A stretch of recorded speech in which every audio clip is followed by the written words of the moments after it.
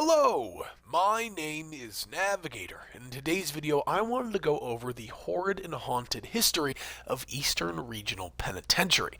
Now, Eastern Regional Penitentiary is one of my favorite locations in the game because it is so difficult and confusing. I absolutely hate this place, but that is why I love it so much. There's so many enemies in here, so many winding corridors, stuff like that. And I think I came here for the importance of communication quest the other day when I was doing my daily quest, and I decided to look at a possible, real life counterpart of this penitentiary, and there actually is one. And my oh my, is the story of this penitentiary absolutely insane. So, what I'm going to do is I'm going to briefly go over the history of the real-world counterpart of the Eastern Regional Penitentiary as quickly as possible, so we're not standing out here in the rain for so long. And then we're going to go inside, explore a little bit, and I'll talk about the history of the Eastern Regional Penitentiary within the game. So, with all that being said, sit back for just a minute here while I explain the West Virginia State Penitentiary. Oh, what just happened there? Oh, sorry, my audio bugged out for me for a second. So, okay. I have a little write-up thing here. Okay, what I do want to say, though, before I continue, is that I've obviously haven't really been posting videos daily like I usually do. It's the holiday season. I just got done with school. I'm coming back and playing games with my friends, stuff like that. Kind of getting back to my roots a little bit there. So I'm taking it easy a little bit, but I want you guys to know that I am taking the time to make videos for the game. I still love this game so much, and I'm sure just like you guys, you go through breaks of this game and stuff like that. So with all that being said, let's get into this. So, like I said, the Eastern Regional Penitentiary is known in the real world as the West Virginia State Penitentiary, and both were established in 1866. The West Virginia State Penitentiary is located in a town called Moundsville, which is another name for the prison, the Moundsville Penitentiary. The other thing I should say is I started working out again today. I started running and stuff, so I'm a little I'm hurting a little bit today. My lungs, especially from smoking for so long and not running all that stuff, I'm a little fucked up. So if I'm short on breath a little bit here, that's why. All right. It is stated that at the turn of the 20th century, the prison was in top shape. Prisoners had trade jobs that would help them integrate back into the outside world, and education for the inmates was paramount. It seems, though, as time progressed, conditions in the prison worsened, both internally and structurally. What I mean by that is that the condition of the prison and the prisoners slowly began to deteriorate. One example of this can be seen in the 1930s, as the prisoners of the penitentiary were becoming overcrowded. Until they could build a new expansion to the complex, prisoners were 3 to a cell, with one prisoner having to sleep on a mattress on the floor. Now, keep that in mind when we talk about some of the other things here in just a second. So, mattress on the floor. That floor was also crumbling, as funding for the prison was scarce, and since the prison's resources were being spent on making more cells in the expansion, there was none left over to fix the current cells and the current infrastructure within the complex, and this caused rapid deterioration. This is something that we will see when we go inside as well, and I'll touch on that a little bit later. Okay, West Virginia State Penitentiary was also home to many riots, breakouts, and murders. In 1979, 15 prisoners broke out. Many of them remained at large for some time, committing other crimes like robbery and murder before they were caught again. In 1986, there was an infamous riot. Like I mentioned before, the conditions of the penitentiary were appalling. Guards were stretched thin, and due to outdated cells and overcrowding, prisoners easily picked the locks to their cells and roamed freely in the hallways of their cell blocks. On top of this, insects and bacteria ravaged the prison, causing sickness and disease. This all led to the riot, as prisoners weren't trying to get out of their sentences, they just wanted better conditions. This culminated in a meeting between the prisoners and the current West Virginia governor, current at the time, in which they discussed and agreed upon new conditions for the penitentiary. Surprisingly, no one was killed in this riot. So that's just a riot, breakout, stuff like that. But what I finally want to mention here with all this stuff is that there were 40 murders in total during the prison. Like, there's, killing, stuff like that, but murders, like cold-blooded murders. And I want to say the prison was shut down sometime in the 90s, early 2000s, something like that. So over that period, there were a lot of cold-blooded murders between prisoners as guards within this prison. Something else that I should probably talk about before I conclude this is that there are a lot of ghost stories associated with the prison. And like I just said, There were a bunch of murders, stuff like that, and there was some infamous guy. His nickname was Red, something like that when I was researching this, and it is still said that you can hear him, his raspy voice sometimes throughout the prison. I was looking at some other stuff too, and there are plenty of ghost tours. There's been episodes of like ghost hunters where they've come to the West Virginia State Penitentiary and gone over stuff, blah blah blah. In the prison and game, there's not a lot of like haunt. I mean, you'll hear a lot of creepy noises and stuff like that. Nowadays, in real life, that's kind of the main selling point of the prison. But in regards to the game, there's not really a lot of supernatural elements to this place. So, with that out of the way, what we're going to do is we're going to go inside here. So, let me go inside.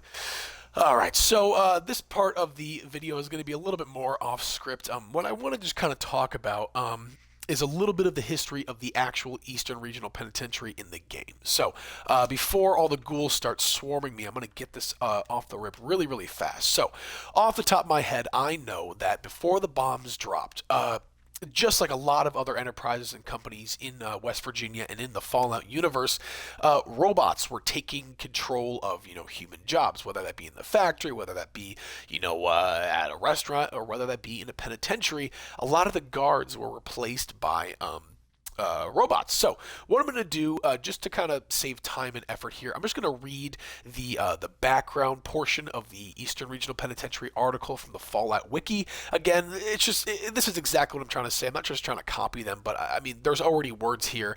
I don't really feel like mincing mine. So, Eastern Regional Penitentiary, blah, blah, blah, 1866, blah, blah, blah.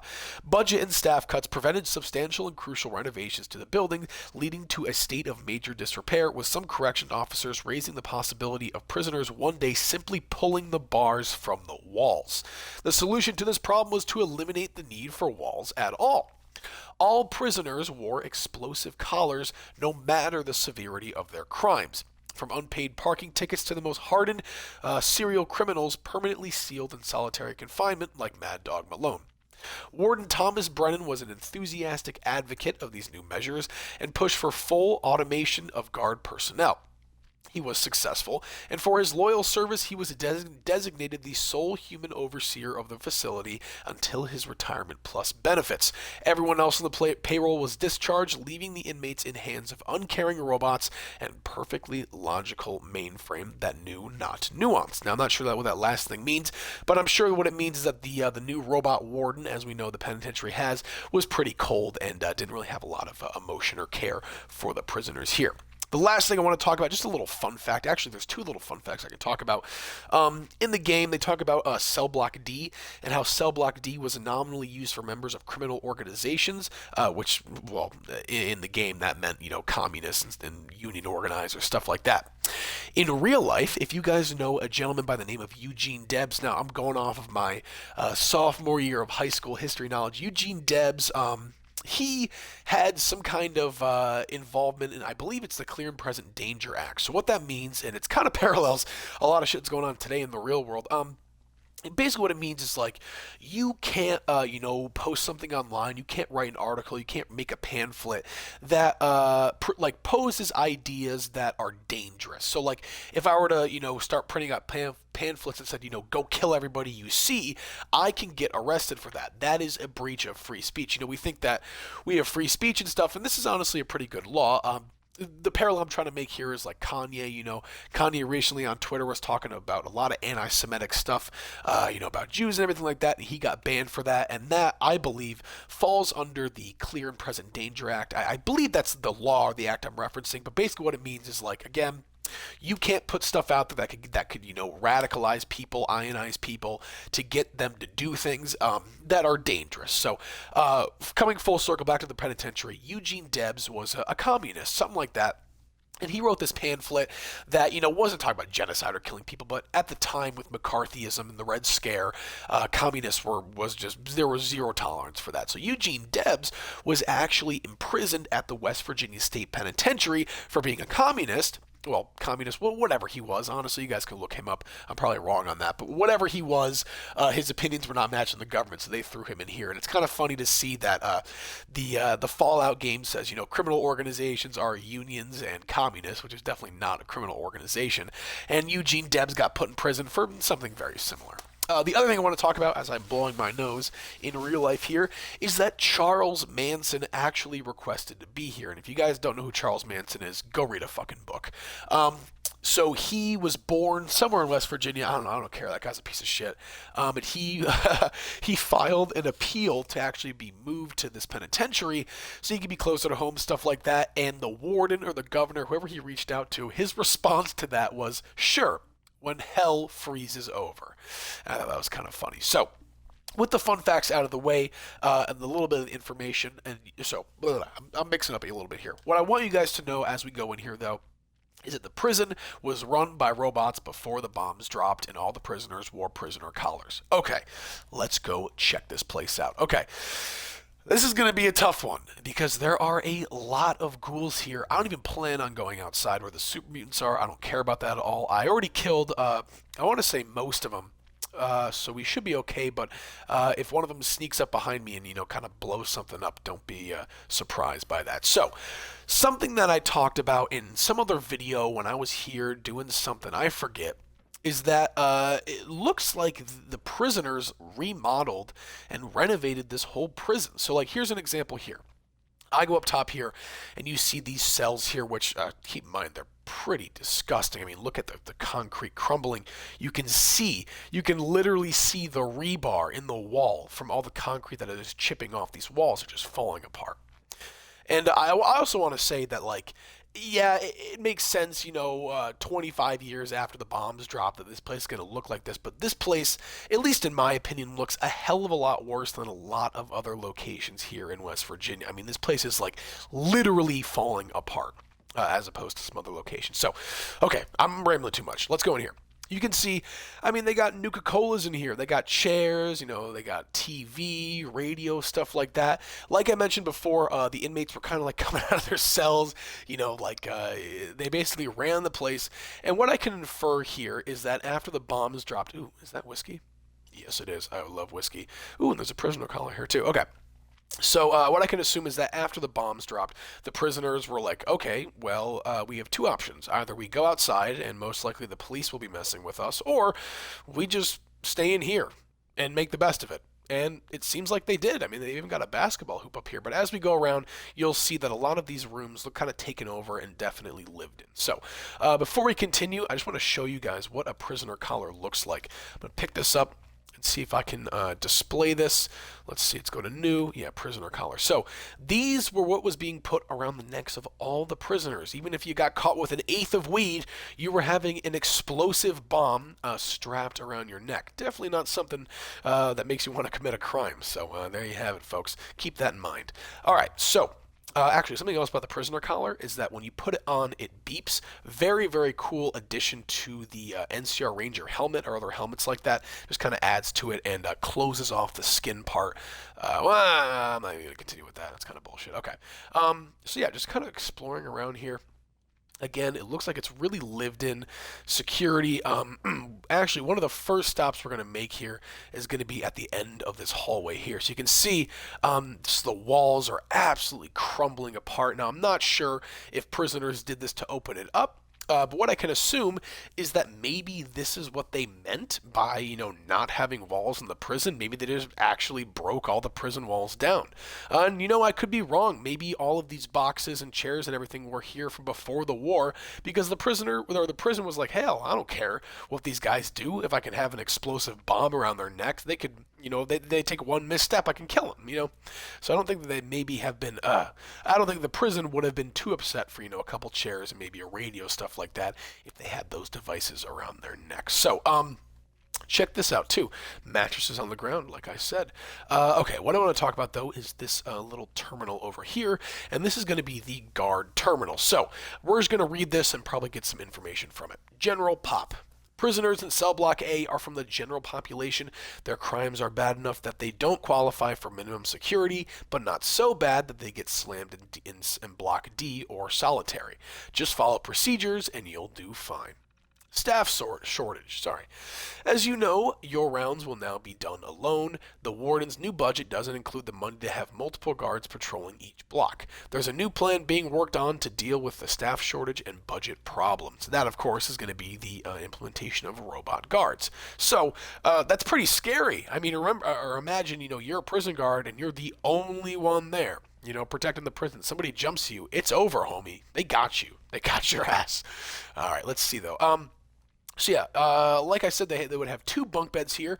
So someone would be sleeping on the top one there and on the bottom one, and then it looks like, I guess, there's the 3rd mattress on the ground right there. So that really concludes most of the stuff I wanted to talk about. There's a couple other terminals we're going to go through, and this is kind of just going to be off the rip. So this is the other guard terminal I'm looking for. Let's read this minimum security. Prisoners in cell block B are minimum security, but just because some of them were accountants, technicians, or whatever doesn't mean they aren't criminals. They deserve to be here, and you can't let them challenge your authority. If they say something isn't in the rules or isn't in the law, remind them that you are the law in this prison. Make an example of one of them if you need to, otherwise it's chaos. Wow, that is definitely not the best way to go about a prison, saying that I am the law, and probably beating prisoners too to send a message. That's a little crazy there. Oh, my bad. I guess that I missed out on this. Oh, inmate incident. I remember reading this a couple years back. I love this one. Okay. I was fitting the new prison collars on an inmate, and he kept complaining it was too tight.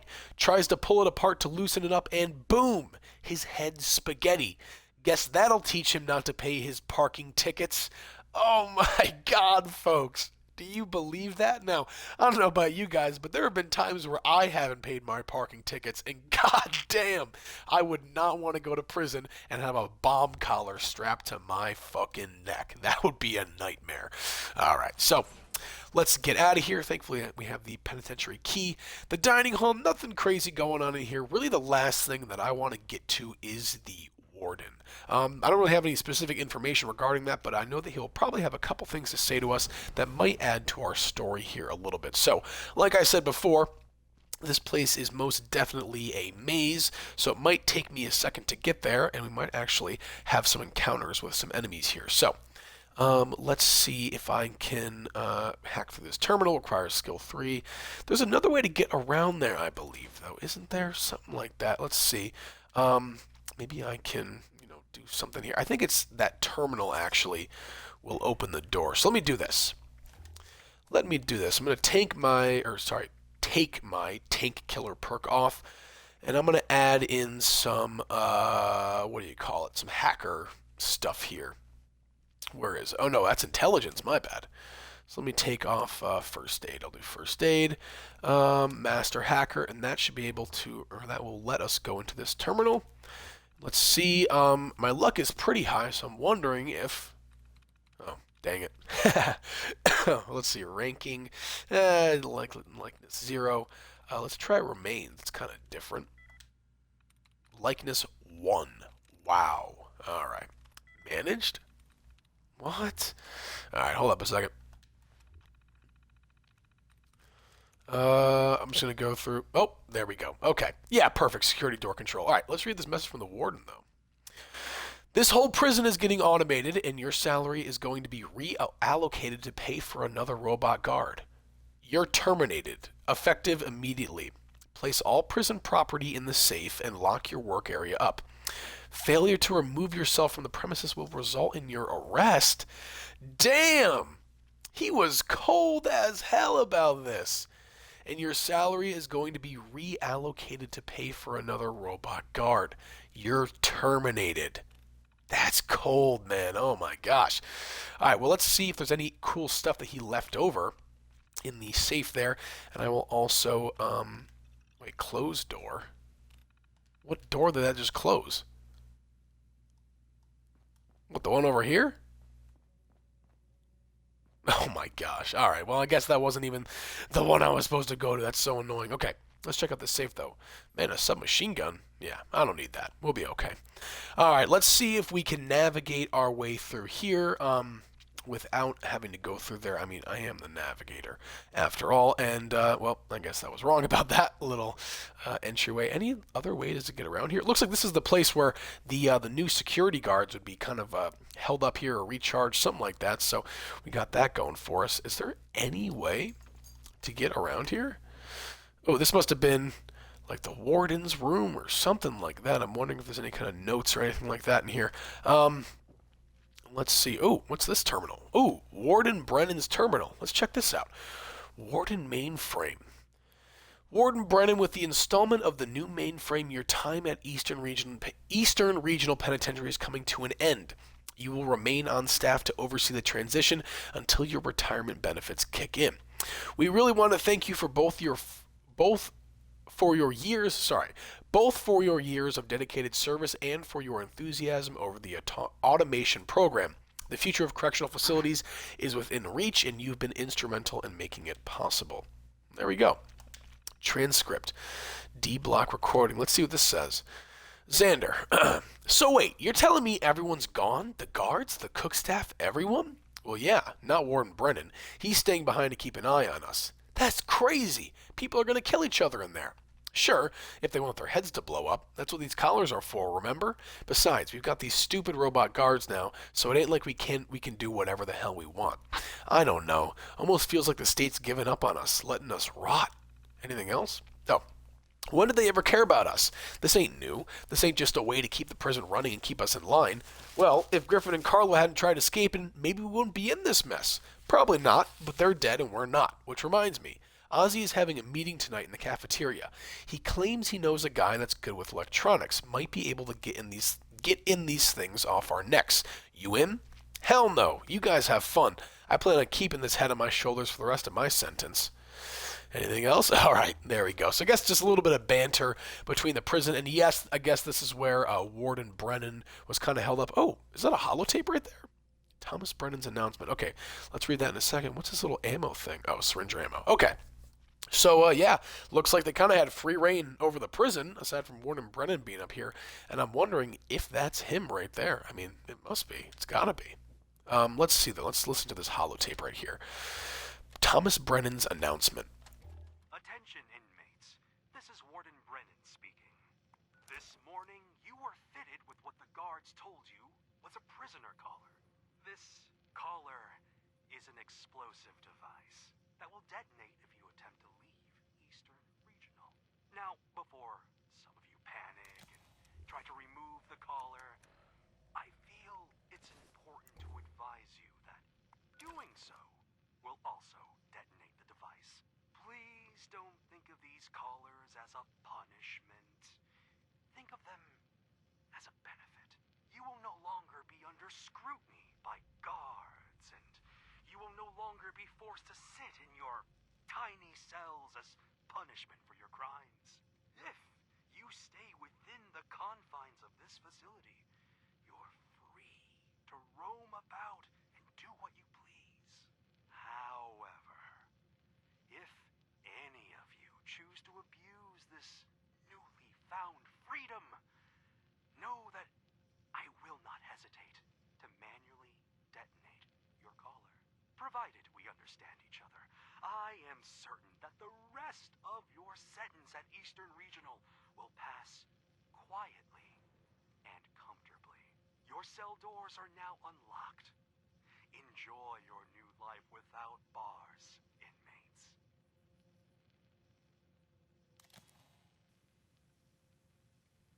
Well, shit. All right. Well, he was a little bit cold with that. All right. So yeah, I guess they really just kind of unlocked the prison and gave anybody the freedom to run around. So there you go. But he was definitely, keeping his finger on that trigger with blowing up those buttons. And while I was in photo mode there, I noticed that we are actually here. This is the warden. So before we talk to him, let's pop this Nuka-Cola and pick up this desk fan, and let's talk to the warden of the Eastern Regional Penitentiary. To run a penitentiary, a warden must instill discipline in his staff. Sorry, I'm ripping my vape while he was talking. That's all you got? Guards are authorized to use deadly force. right. Doesn't look like I'll be able to have a conversation with this guy, but let's see if he's got any voice lines here. It's in dire need. If we're not careful, the inmates will take charge. Okay. All right, he's just repeating himself there. All right, well, I guess this is the mainframe for the warden here. Kind of creepy though, if I do say so myself. Yeah, I thought he was. Sorry, I just burped there. Excuse me. That's gross. I thought he was like across the prison, and honestly, folks, I'm not even gonna waste any more of your time here. I think that I've already, kind of wrapped up the whole story here of both the West Virginia State Prison and the Eastern Regional Penitentiary. So what I'm gonna do here is open up the security door again, and we will gain our freedom out of this place, and I can take this godforsaken prisoner collar off. So let's see.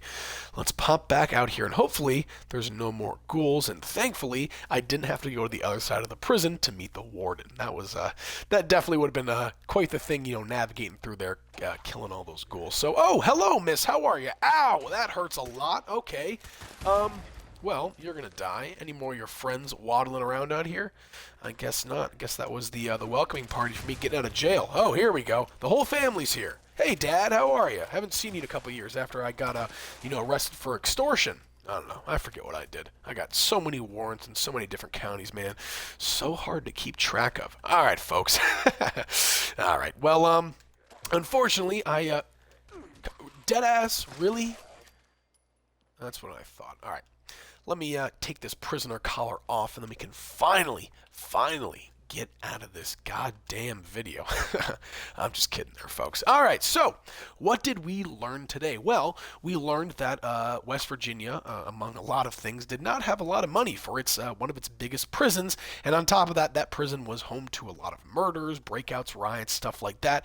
And within the Fallout universe, it seems like the prisoners really got dealt a shit hand here. I mean, they were kind of granted freedom within the prison. It's like a false sense of hope, and that whole time they literally have their death strapped around their neck. So both in real life and both in game, this place really was horrid and haunted with not just the supernatural elements, but definitely haunted by its past. So with all that being said, folks, thank you for watching. I know this was a long video, but hopefully it was interesting. I definitely was super interested and entertained by all this. So again, with all that being said, my name is Navigator. Have a nice day. Take care.